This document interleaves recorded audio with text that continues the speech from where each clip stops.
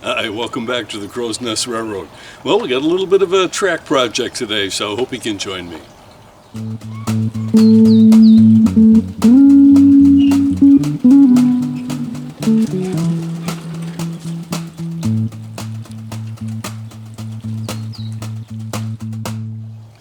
So you can see here, there's an awful lot of wood showing on these sleepers. What's happening is this is one of my tight turns, and it's an area where the sun just beats directly down on these aluminum rail. And you know, aluminum is pretty responsive to heat. It expands and contracts quite rapidly and quite significantly, much more so than steel rail. So it wants to slightly work this larger diameter, smaller diameter when the sun beats on it, and then it cools down, and it wants to basically shove this track sideways. And the ballast that I'm using is really fine. So what happens is this wiggles at the beginning and the end of its excursion each day. A little bit more of the ballast kind of sneaks under the tie, and eventually it wants to lift the whole section of track. So I've got an idea.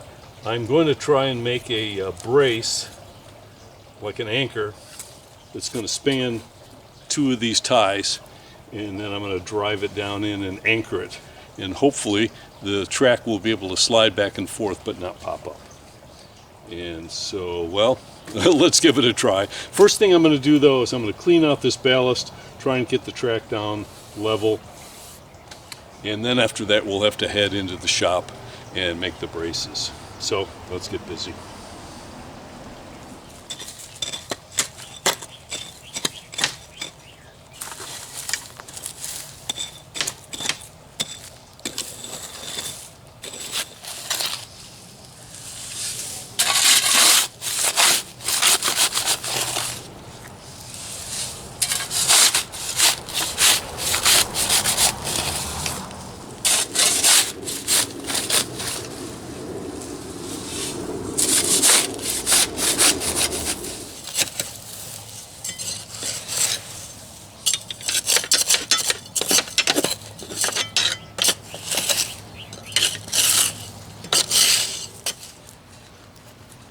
The track is all free underneath all the ties and in between the ties.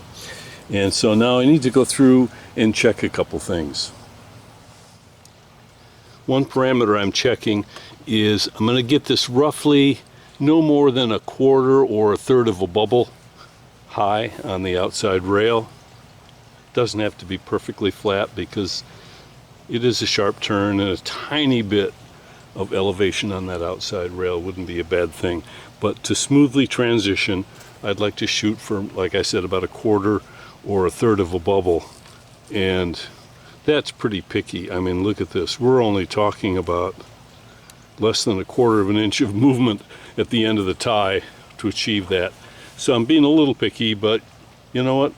Doesn't hurt to be a little too picky right now at the beginning.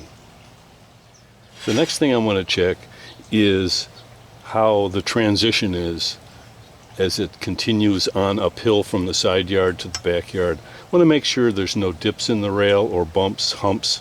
I want to make sure it's a smooth transition on its way up so that the rolling stock will run through here smoothly. So now it's time to think about fabricating our anchors. And so to do that, let's head off to the shop. So I picked up some threaded rod, some nylon nuts, and some Simpson strong ties. And so I'm going to make a T-shaped anchor like this. So the first thing we need to do is drill these out over the drill press. Let's put a little drop of oil here.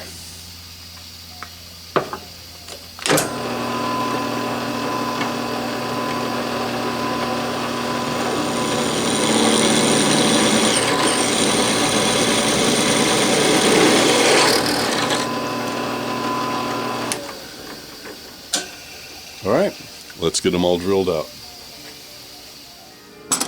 Okay, got our tie plates all drilled. The assembly part is pretty easy. We're just going to crank down our nylon locking nut here. Just give me a few threads on the top. Then we'll take our plate, slide it in there, and we've got our T-anchor. Alright, I'll finish up the rest of these and we'll head out into the backyard.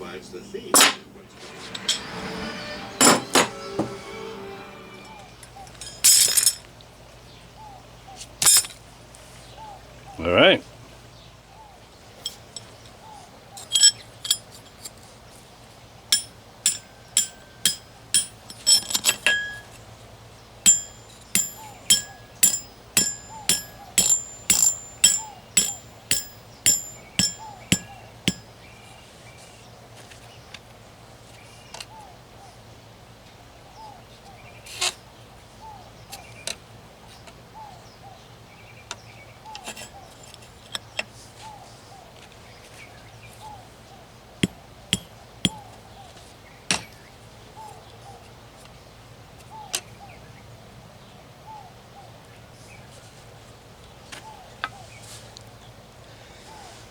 Right, the theory is that this will be able to slide, so I'm not going to tack these down to the sleepers.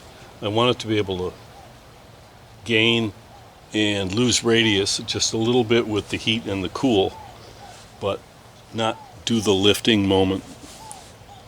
So let me put a few more of these in.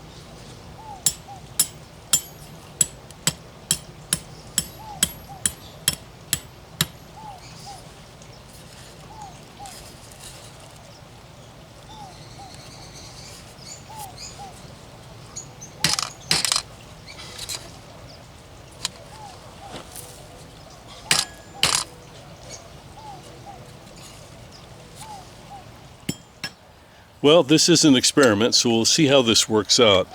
One fear I have is that maybe I don't have a long enough piece of threaded rod. I pulled some rebar out of the ground over the years, and I found it remarkably difficult sometimes to yank it out. It seems to grip really well. So I was hoping that the threads on this all thread would corrode a little bit and would bond with the ground. So we'll see. Well, let's start replacing some of the ballast.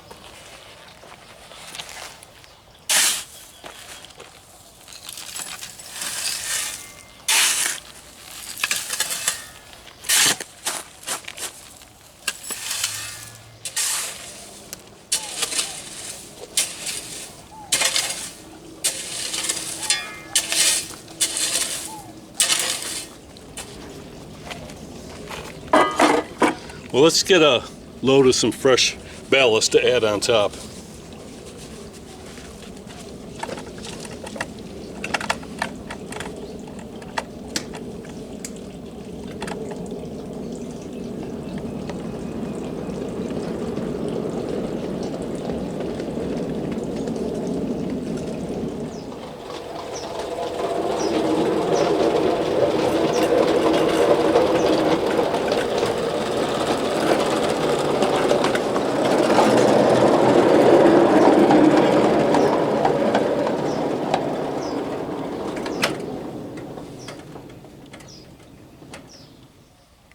All right, all loaded up, ready to go.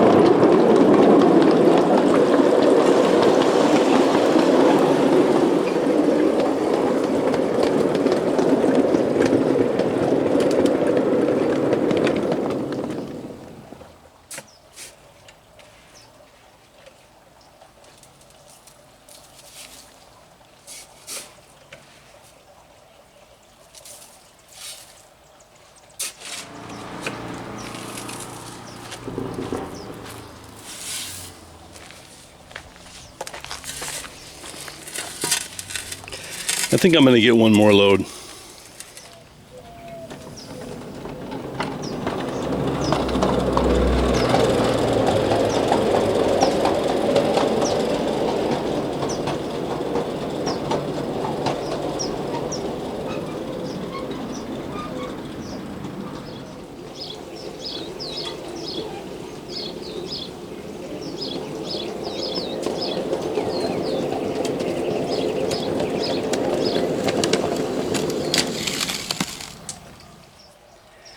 Next, I've got to get busy with the tamping pole and work that ballast down in and make sure it's underneath the sleepers.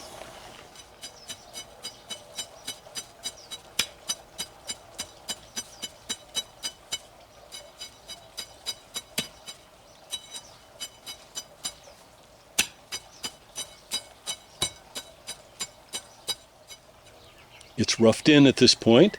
So I'm going to do a little test. I'm going to back over it with an empty car pushing ahead. That's the ultimate test. So let's just preliminarily see how the track is laying.